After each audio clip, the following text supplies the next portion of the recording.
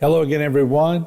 It's time for One-on-One. When we come back from the break, one of my favorite people in the whole world will be the guest. This is an update. He's been on the show before, but he's done so much since that, we had to add on to it a little bit. When we come back, Coach Cam Morvant, or Cam Morvant, depending on how you know him, is our guest on One-on-One.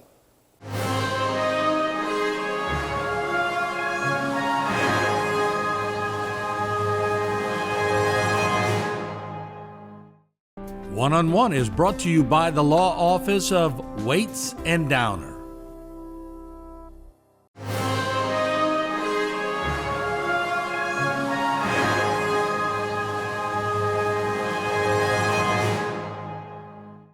Edie White Alumnus of the Year. When you got called and they said they were honoring you, and you're thinking about, I'm the same guy that jumped over the fence to practice shot put, and did you ever end up in the brother's office? All the time. I was not a good student. I'll be honest with you. It caught up with me later on in life. I mean, to get into law school, it took me 4 tries to get in, but I wouldn't give up. We would drive to go take the LSAT test to get in, and I would go with different guys, 2 or 3 guys in a car, and they all would get in, and I wouldn't. And it took me 6 years, 7 years of applying. I never quit, and I finally got in. But yeah, I could have been a better student. Your energy shifted at one point in your life, and you're sitting up there getting an award at Edie White. What was that like? I actually called the president of the committee. I'm like, okay, why me? There's got to be somebody else that should be getting this. I don't understand why me. He says it was a no-brainer. It says, I'll make you feel better. Everybody voted to do it. I said, okay. I just thought there were other people out there that should get something like that. Yeah, but that's you. You never think you were deserving. Well, we got our Farmers Fair in Thibodeau coming up in a couple of weeks, and it's a great honor to be the Grand Marshal. And I was the Grand Marshal back in 1996. Right. And they asked me to be the Grand Marshal in 1990, and I said, there's too many other people out there. I just got back to Thibodeau in 82 to practice law. Ask somebody else. And my father died the next year. I regretted that. And so when they asked me to do it again, my mom was still alive. I'm like, absolutely. Yeah. I've been waiting for y'all to ask me again. Before I came here, I was trying to find some stuff, and I read an article from 1977 when we played. I got that honor of being named Coach of the Year in the state. First response is that there were a lot more other people deserving than me. And that's kind of how I still feel about stuff. Yeah, but you've done that with everything. I heard you giving your speech when they named the Advocacy Center after you the other day. And sometimes I'm looking at you up there and going, man, just accept it. You always, there's this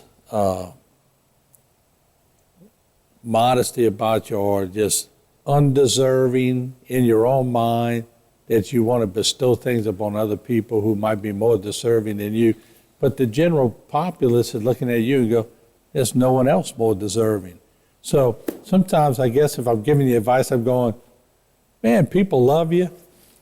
Take a little credit for what you've done, because you've done so much for a lot of people. It also maybe makes people like me work a little harder. Good point. If you want to look at it that way, it just does. It makes us want to be better. I'll be candid with you, that was a difficult talk I gave a couple of weeks ago. Yeah. It really was. And there were so many other people there that I'm thinking, I didn't think. I thanked everybody that I could think of. And I meant it when I said that, normally I had a knack, even though I didn't maybe think I was that good at it, other people did. I could draw up a speech in 10 minutes, because I did hundreds of them for 18 years, all that time. And I put, when Christine called me about that, when I put the tablet on the side of me and I was going to jot some notes down, it sat there for like a month. I didn't write a word. I didn't put a sentence down. It just kind of just all culminated. And then especially those kind of cases, they stay with you. Those cases that deal with children, just, I don't remember a lot of my other ones, but I remember those. Yeah. I do remember those. And a lot of the other ones, the 100 and something jury trials I tried over my career, I mean, as you get older, you just don't. But those I do remember, unfortunately. What other boards are you? You on St. Joseph's board? I served on St. Joseph for 2 terms. I served on Edie White for 2 terms. On the school boards. I did that. I'm trying to remember. Were you on Grand Isle Tarpon Rodeo? I was admiral and president of the Grand Isle Tarpon Rodeo. Yeah. So it's been a lot. You've got to do a lot of things. And let's face it, I always tell people, sometimes people will go, well, he got to do a lot or she got to do a lot because of the position she's in? And I go, yes, because they've earned that position and they've worked for that position, and people want somebody representing as an admiral. They want somebody that's recognizable, that can bring people in, raise money, and do different things. Yeah. And in order to be asked to do that, you have to have a past. So looking at your early days of success at Edie White, it just was a stair step. We almost screwed it up for you, I seen you by losing that final, but you've stair stepped just in ways that are pretty incredible, and now you're sitting here now and you have the opportunity to stair step other people. And you're taking that serious too. I do take that seriously. Every time I have an opportunity to talk to young people, especially young people like in business, I mean, if we get a plumber that comes to our house that I don't really know that well, you know, I'll tell him, I say, listen, buddy, there's only a couple of things in life you got to understand to be successful. Don't screw people over. Do what you say you're going to do. Charge a reasonable price and do the work. It's simple. And if you do that, you'll have more people calling you than you can handle the workload. So we make life complicated. We really do sometimes make it very complicated, and it's really not that complicated. And some people do have more problems than others. I get that, and they get a lot of stuff dumped on them unfairly a lot of times. But overall, it's not complicated. We just make it that way.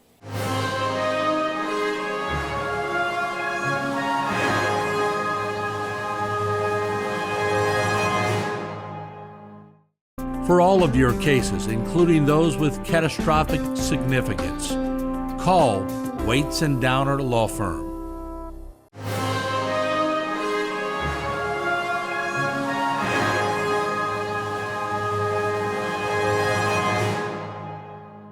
What's your biggest accomplishment in your own mind? Oh, wow. I knew I'd get an oh, wow. Yeah, it's kind of like, I think in one interview you asked me what my favorite color. What is it? I don't remember what I told you. I don't know. I think I told you red, white, and blue or something like that. I don't know what I told you. It's got to be red. You're a cardinal.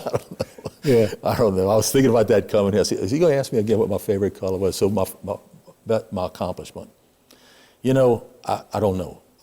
I think getting elected DA would be, because I worked very hard for that over a longer period of time. In high school, I had some accomplishments in athletics, you know, in track and football. But that was a short period of time.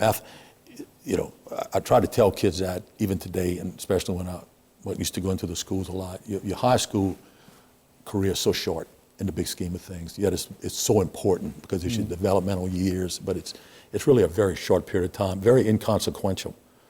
It is. I mean, even if you're a phenomenal athlete, that's over with.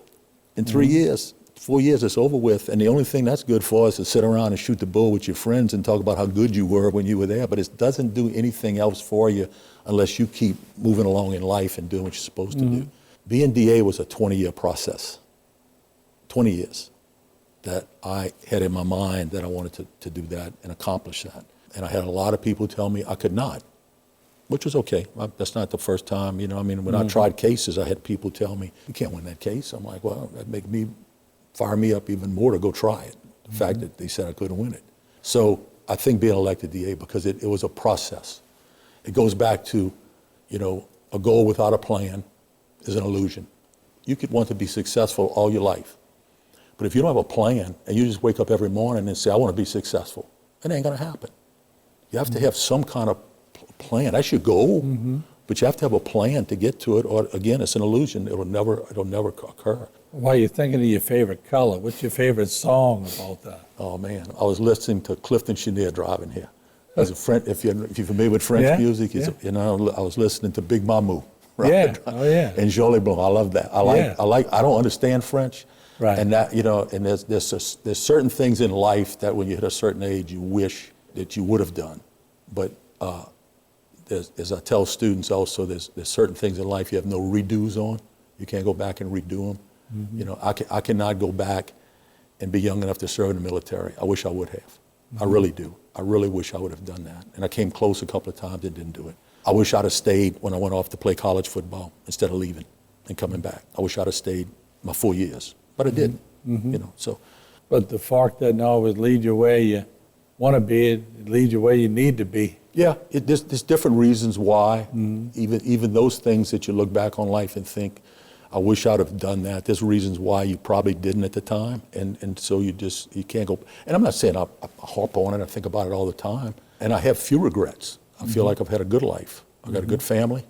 My kids are all good, all healthy. I've got a great wife. My brothers and sisters are all still here. I have a lot of friends. I feel very, very fortunate. I talk to people, especially my friends, we're hitting a certain age now, where they were not happy through their entire work career. They were stuck in a job or stuck in something, and I was not.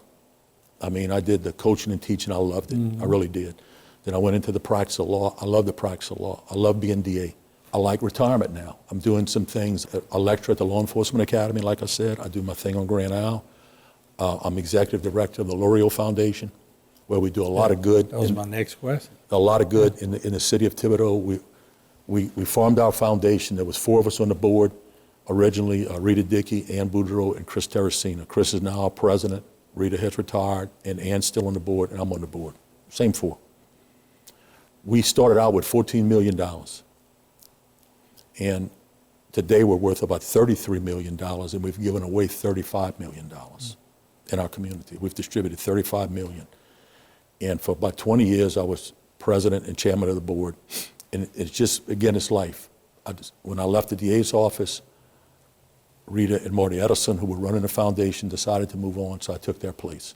So I'm executive director now. So I'm in charge of distributing $1.3 million a year in the community.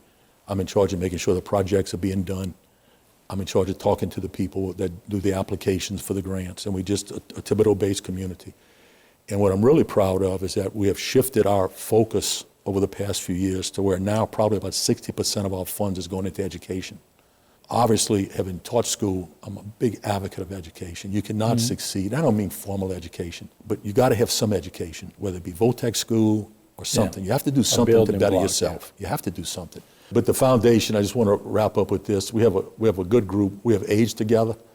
I look at the pictures when we originally got started, and we started meeting in the library of my law office, and we had no idea what we were doing. We had no idea what the foundation was all about. I still remember the first meeting. We were able to give away about $500,000 that year total. And we're like, okay, if we can do this forever, then this is what we want to do. And now we're up to 1.3 million. We have a good president. Chris is our president. Terracina is our president. Ann Boudreau is our vice president and secretary treasurer. So we have a good group of people on the board. My wife's going to be taking my place because I'm going to probably be getting off. It goes back to what you said about letting different people come on with different visions and different ideas and different things, and we need that. You know, sometimes you need it in politics, you need it in life. You need people to come in who maybe look at things a little bit different than you do, and hopefully it works out better. Because what you want in life too, whether it be politics or business or wherever, you know, I've talked about that with your business. At some point, you ain't gonna be here. Right. And I know I'm not speaking for you because I know this is how you feel. You want somebody to come in here and do a better job than what you've done. I know when I left the office, I wanted somebody to do a better job, and I think she's done a much better job than I did. I really do. She has different ideas about things. And so, same thing with whatever you're doing. Whoever comes in on our L'Oreal board at some point and starts, you know, running the L'Oreal Foundation, I hope and pray they do a better job than we did. I really do. I'll even give them the stick. If they want to use the stick, I'll let them use the stick. The stick it's like a symbol for you, Martin. It really is. It's infamous. It's infamous.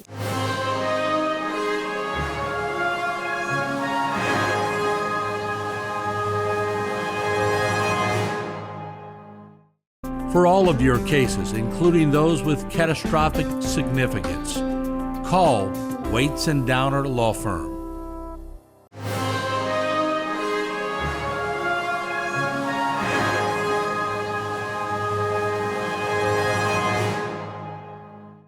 All right, before I ask you the last question, you got to tell me your favorite color. Dan is waiting to hear this. I told you it's red, white, and blue. I mean, Yeah, but I can't let you off that easy. I need one color. I'm gonna stick with blue. And it's got nothing to do with the schools. That's what I got on. I mean, that's what I guess that's why I have it on. I chose it today. They're going to paste that all over Edie White. Breaking news. Cam Morvant picks blue. All right. In closing, I appreciate you you coming. It's been a while. It has been. You know? 8 years. Yeah, so I wanted to 8 sort of years. chat with you again. If we had to redo that one word, where I asked you to compile your whole life. Now you got to compile that you're alumnus of the year, L'Oreal board, magistrate in Grand Isle, and all the charities you've been on, the boards you've been on, Grand Isle Admiral. What's the one word you would hope that people would describe Cam Morvant or Coach Morvant as? Fair. Yeah, that's a good one. Because I've always known you to be fair That's across the important, that's board. important to me. Honest, but but fair. Just like you were telling the plumber. Dana always tells me I'm a people pleaser, and I never believed that. I probably am, to a fault sometimes. Yeah. Not as much, because I don't have to be Yeah. today as I did years ago, but so yeah, I'd like people to think I was fair with them. Yeah. You are a people pleaser. Yeah. Joe Waits is a people pleaser. Absolutely. We were talking about him before. He's my dear friend. Yeah.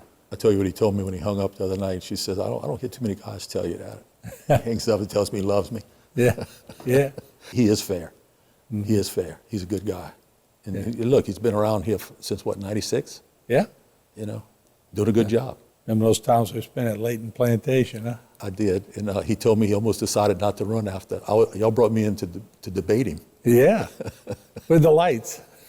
You had the cameras there, and I was hard on him, if you remember. Well, you needed to be. I was hard on him. You needed to be. That's why you were there. You needed He told me he almost changed his mind after the first debate. I think we did two. He did. I played the opposing side, and Yeah. they had a bunch of y'all in there too. I remember there had a bunch of guys in there. You had the cameras in there. You were the closer. We were bringing you in. You were the closer. We need you to be rough on him. Yeah, But that was I fun. think it helped him quite a bit. Yes, that was fun. Yeah. That was fun. All right, so fair would be a good word to close on. I want to thank you for everything you've done. Just remembering you as a coach and just following your career. Of course, I'm not there all the time to see everything, but I do see a lot. And you made such a difference in people's lives, and I want to thank you for that. Well, I thank you for your kind words, and I'm not just saying this because of what you just said, but you and I remain dear friends. We really have, when you think about it. We've been knowing each other, it's going 50, almost 50 years? Yeah, I mean, really? yeah. It's a long time. Yeah. I mean, considering you only, 40 now, whatever? Yeah, I knew you when you had black hair. You're right. And you shaved it. You buzz cut. That's right. That's right. Yes, Yeah. So indeed. we've been through a lot when you think about it. Not necessarily side by side. We've been through a lot, and you've always remained a good friend. I appreciate that. I really One thing I definitely remember, Vanderbilt 14, lunch at 13. One of your proudest moments as a coach. They were ranked number 1, and we were ranked number 2 in the state of Louisiana. And we showed up in that stadium, and those people were barking at us because they're the Bulldogs. I mean, It was like LSU. it was crazy. It was Yeah. it was crazy. That was a good night. So we got on the bus, and we went back home, a 1-point victor. That's it. Coach, I remember always that. good to talk to you. Martin, good seeing you, buddy. Thank you.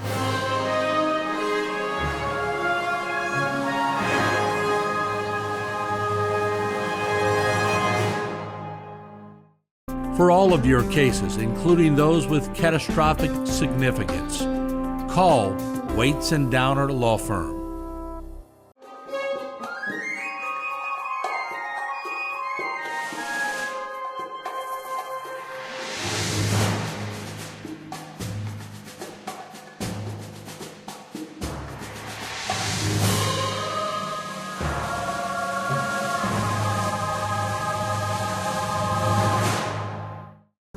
This one-on-one program has been brought to you by the law offices of Waits and Downer.